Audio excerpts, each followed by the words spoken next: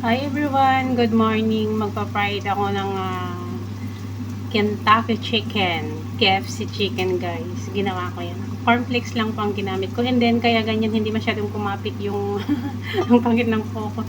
Hindi masyadong kumapit yung cornflakes kasi hindi ako naglagay ng eggs guys. Ayaw kong ibabat sa eggs bago lagyan ng cornflakes kasi nalalansahan ho ako. Although ganun po yung way talaga. Yan nga lang, ayaw ko. So, whole chicken po ito. At saka olive oil po yung ginamit ko.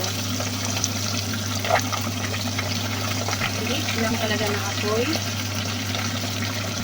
Ang iba, ulamin ko. Yung iba, baon ko bukas.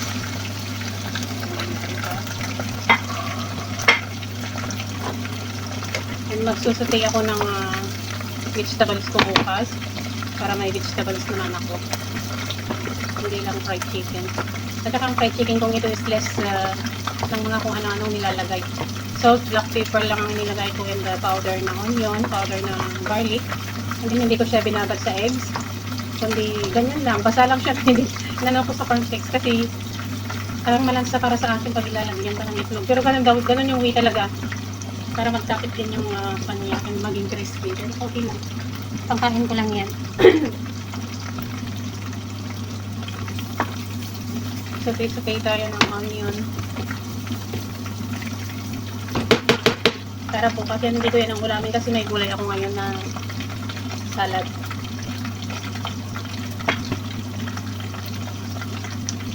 Ito ay pagpaunin ko bukas sa tuyok ko with my fried chicken.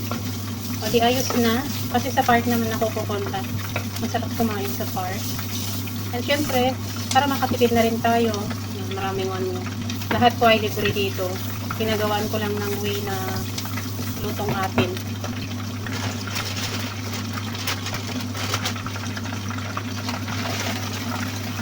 Yan ang vegetables ko bukas. Kasi wala nang fresh.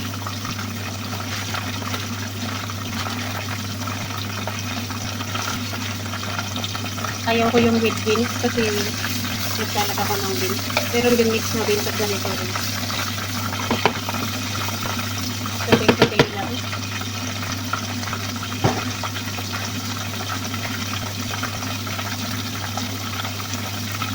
Hindi yung soy lang. Kaya wag lang naman maalat.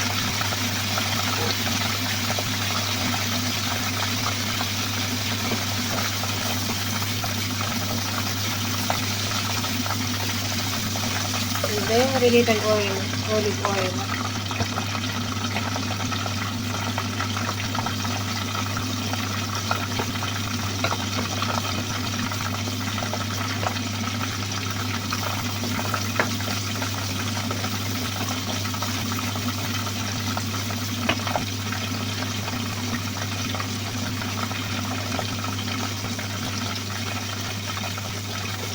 Ay gulay bukas. Para hindi lang po fried chicken. Ano lang siya.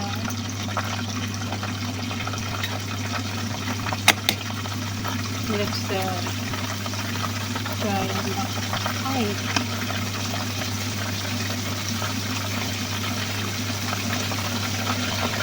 lakas lang ako ito. Mamaya yung may chicken ay hindi mawawala. Pakpak yun eh. Nagsama na kasi ako sa adobo. At saka hindi ako mahilig sa red chicken yung ginagawa nilang parang gula.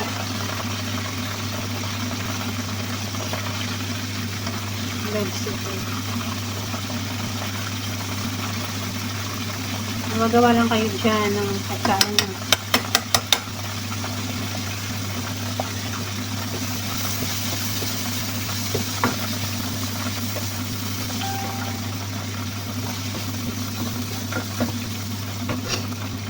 So, meron ba tayo? Mag-post lang ako mamaya. Ako balikan.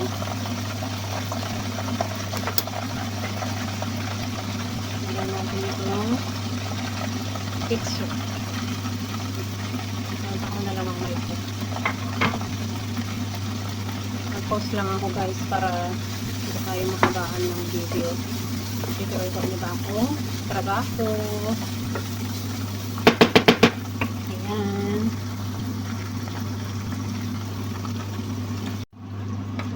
So, naluto na ang aking sinatay na gulay ko bukas.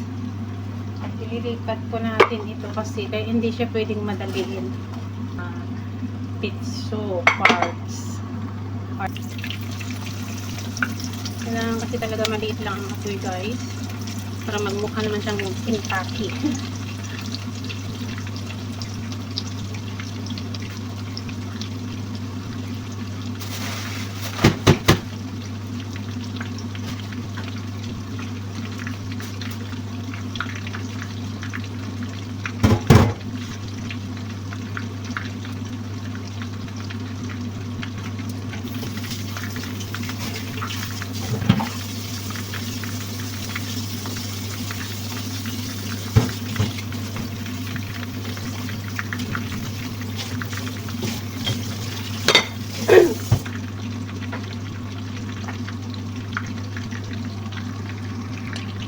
So ayan guys, itilipat ko siya sa maliit na kawali para naman hindi hilaw ang aking chicken.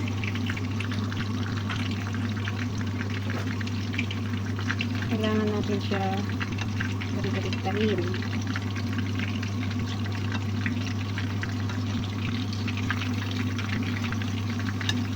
With the mahinang apoy. Oops, see. Gusto ko kasi sa fried chicken, may buto. Ito yung the best. Pakpak. Legs. Katabi ko ng legs. Ayan siya. And then, pakpak. Pakpak is life. Itong dalawang ito ang bawang ko bukas. This is my lunch, that one. And tignan ko lang kung kaya ko yan pag dinner. Pero hindi na ako nag-rice sa dinner. Magalang ako mag-rice ng pag madami. So mag-work pa ako. So ayan, okay na. Nailangan na ako bukas na fried chicken, homemade by me. So ayan mga guys, ito ay magsikain na. Ito ang aking ngayon at yung aking bahan bukas with my nasutay na gulay. Sana'y kumain na rin kayo dyan, mga kananay. Sana'y nagluluto rin kayo ng pagkain. So, ayan po yung aking boiled na herbal. Pag nakita nyo kung ano yung mga iniinom ko na nakalagay sa kabataw. That's all our herbal.